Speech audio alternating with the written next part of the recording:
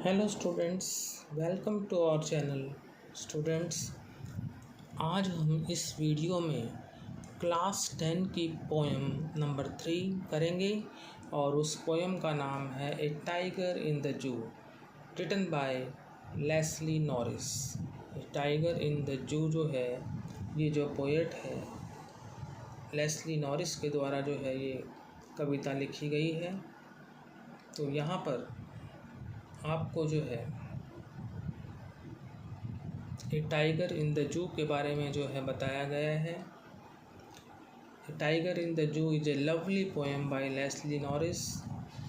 तो this poem contrast a tiger in the zoo to the tiger in its natural habitat. यह कविता जो है एक चिड़ियाघर में पाए जाने वाले बाघ की अपने प्राकृतिक आवास में रहने वाले बाघ से तुलना करती है। यानी ये कविता जो है एक किस्म से कॉन्ट्रास्ट है, तुलना है। एक टाइगर इन द जू, एक टाइगर जो जू में रहता है, with the tiger in its natural habitat, एक टाइगर जो अपने प्राकृतिक आवास में रहता है। The poem moves from the zoo to the jungle. कविता जो है अब मूव करती है, कहाँ से? जू से जंगल में, and back again to the zoo, और वापस जू पर आ जाती है। तो कविता जो है चिड़ियाघर से जंगल और फिर वापस चिड़ियाघर का जो है विवरण देती है। Read the poem silently. Poem को साइलेंटली पढ़ो एक बार, once, and say which stanzas speak about the tiger in the zoo, और बताओ कि कौन से स्टैंजा जो हैं बताते हैं उस टाइगर के बारे में जो जू में है। And which one speak about the tiger in the jungle, और कौन सी जो है लाइन्स हैं या स्टैंजाज हैं जो कि उस टाइगर के बारे में बताते हैं जो कि जंगल में है। तो स्टार्ट करते हैं poem. He stalks in his vivid stripes the few steps of his cage, on pads of velvet white, in his quiet rage. He stalks in his vivid stripes. He stalks in his vivid stripes का मतलब होता है कि वह स्पष्ट धारियों वाला है, और स्टॉक्स का मतलब होता है गर्व से चलना। स्टॉक्स का मतलब लिखो वॉक्स विद प्राइड। स्टॉक्स का मतलब वॉकिंग भी होता है और वॉक्स इन प्राइड भी कह सकते हैं, वॉक्स विद प्राइड। और विविड मीन्स क्लियर, स्पष्ट, और स्ट्राइप्स का मीनिंग मैंने आपको बताया कि धारियों वाला, जो कि टाइगर में होती हैं धारियाँ सी। The few steps of his cage, वो जो है कुछ कदम जो है चलता है अपने पिंजरे में। On pads of velvet white, white का मतलब होता है खामोश, शांत, और वेलवेट मैंने आपको बताया मखमली, a soft cloth. In his quiet rage, अपने जो है खामोश गुस्से के साथ। तो he stalks in his vivid stripes the few steps of his cage, वह अपने पिंजरे में कुछ कदम जो हैं चलता है अपने स्पष्ट जो है धारियों के साथ। On pads of velvet white, और जो पैड्स हैं वो वाइट मखमल के हैं। वेलवेट यानी सॉफ्ट क्लॉथ भी हम कह सकते हैं। तो इन हिज क्वाइट रेज का मतलब होता है अपने खामोश गुस्से के साथ। तो यहाँ पर चारों लाइंस को एक बार क्लियर कर लेते हैं।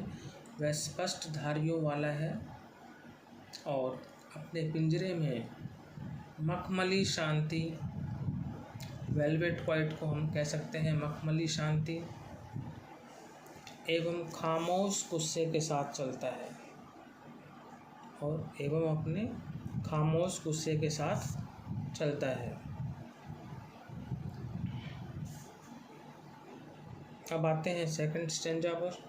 ही should be lurking in shadow, sliding through long grass, near the water hole where plump deer pass.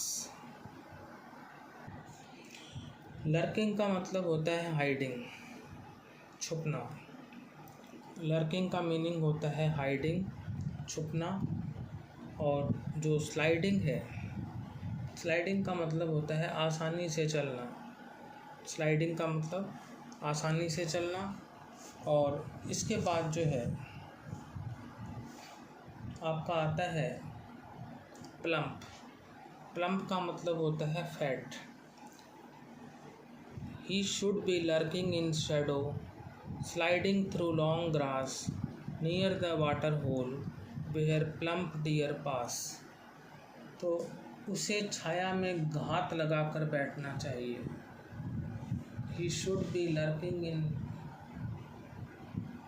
Shadow का मतलब होता है उसे छाया में घात लगाकर बैठना चाहिए, तो यानी छुप कर बैठना चाहिए। Sliding through long grass near the water hole, और वहाँ लंबी घास में, लॉन्ग ग्रास का मतलब होता है लंबी घास में, पानी के छोटे स्रोत के पास। नियर द वाटर होल का मतलब होता है पानी का जो स्रोत है वहाँ पर के पास जहाँ से हिरण गुजरते हैं। Where plump deer pass. Plump का मतलब होता है मोटे, और डियर का मतलब हिरण, पास का मतलब गुजरते हैं। और स्लाइडिंग का मतलब मैंने आपको बताया, वॉकिंग विद ईज, आसानी से चलना। एक बार फिर देख लेते हैं। लर्किंग का मीनिंग होता है हाइडिंग, छुपना। स्लाइडिंग का मतलब होता है वॉकिंग विद ईज, आसानी से चलना। और प्लम्प का मीनिंग होता है फैट। तो he should be lurking in shadow, sliding through long grass, near the water hole where plump deer pass. उसे छाया में घात लगाकर बैठना चाहिए, और वहाँ लंबी घास में पानी के छोटे स्रोत के पास जहाँ से हिरण गुजरते हैं। अब चलते हैं नेक्स्ट स्टेंजा की तरफ। He should be snarling around houses at the jungle's edge, baring his white fangs, his claws, terrorizing the village. He should be snarling around houses. तो snarling का मतलब होता है growling, दहाड़ना। Snarling means growling यानी दहाड़ना। और around houses का मतलब होता है घरों के आसपास। तो he should be snarling around houses का मतलब होता है उसे जंगल के किनारे बने घरों के आसपास दहाड़ना चाहिए। एट द जंगल्स एज का मतलब होता है जंगल के किनारे। तो एज का मतलब हो गया किनारा। तो ये जो दो लाइन है इसका मीनिंग होगा उसे जंगल के किनारे बने घरों के आसपास दहाड़ना चाहिए। Baring his white fangs his claws. तो उसके बाद फैंग्स का मतलब यहाँ पर टीथ, दांत। वाइट फैंग्स का मतलब होता है सफ़ेद दांत। His clause, clause means nails, पंजे।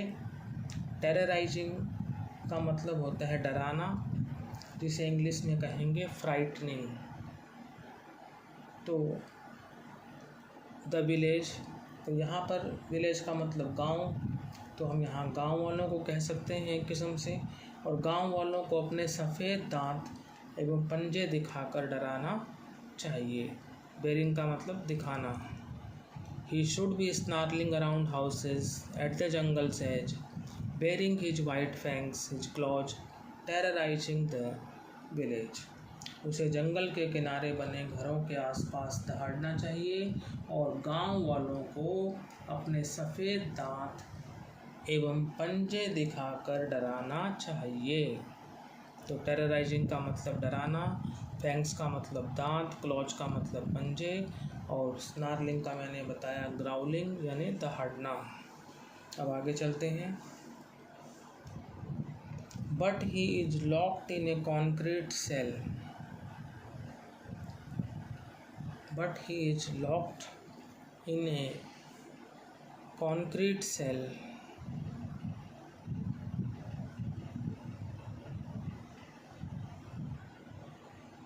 His strength behind bars, stalking the length of his cage, ignoring visitors. Locked का मतलब इम्प्रिजन्ड यानी कैद, लॉक्ड का मतलब इम्प्रिजन्ड यानी कैद, और कॉन्क्रीट का मतलब होता है made of cement and stone dust etcetera, concrete का बना जिसको हम कह सकते हैं। सेल यहाँ पर पिंजरा है, केज है, और इग्नोरिंग का मतलब होता है उपेक्षा करना। तो but he is locked in ए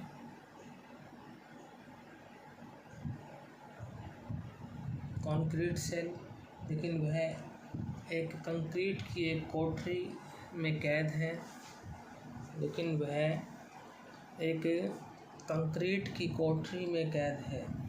तो कोठरी यानी पिंजरा, उसमें जो है वो कैद है या बंद है। हिज स्ट्रेंथ बिहाइंड बार्स, उसकी शक्ति जो है वो सलाखों के पीछे है। बार्स का मतलब सलाखें और स्ट्रेंथ का मतलब शक्ति। Stalking the length of his cage, वह पिंजरे की पूरी लंबाई में चलता है। स्टॉकिंग का मतलब वॉकिंग, वह पिंजरे की पूरी लंबाई में चलता है। इग्नोरिंग विजिटर्स, और आने वाले लोगों की उपेक्षा करता है, और आने वाले लोगों की उपेक्षा करता है। तो यहाँ पर जो है इस स्टैंजा में जो है लाइफ इन ए जू के बारे में बताया गया है। तो यहाँ पर आपने देखा कि जो फर्स्ट स्टैंजा था वो जो है बता रहा है कि भाई वो टाइगर जू में है, और जो सेकंड स्टैंजा पढ़ा हमने वो बता रहा है कि टाइगर फॉरेस्ट में है, और जो थर्ड स्टैंजा पढ़ा वो भी बता रहा है कि टाइगर फॉरेस्ट में है। जो चौथा स्टैंजा पढ़ा हमने वो बता रहा है कि भाई जो टाइगर है वो जू में है। अब आगे चलते हैं लास्ट स्टैंजा की तरफ। He hears the last voice at night, the patrolling cars, and stares with his brilliant eyes at the brilliant stars. He hears the last voice at night. वह रात को गश्त लगाने वाली कारों की आखिरी आवाज़ सुनता है। पेट्रोलिंग का मतलब होता है गश्त वाली। पेट्रोलिंग मीन्स गश्त वाली, इंग्लिश में कहेंगे ऑन विजिल। पेट्रोलिंग मीन्स गश्त वाली, और इंग्लिश में क्या कहेंगे उसको, विजिल, ऑन विजिल। और स्टेयर्स का मतलब होता है ध्यान से देखना, एंड स्टेयर्स मीन्स ध्यान से देखना, जिसको इंग्लिश में कहेंगे लुक्स इंटेंटली, लुक्स इंटेंटली। और ब्रिलियंट का मतलब होता है शाइनिंग, ब्रिलियंट का मतलब shining at the brilliant stars, और ब्रिलियंट स्टार्स का मतलब होता है चमकते हुए तारों को।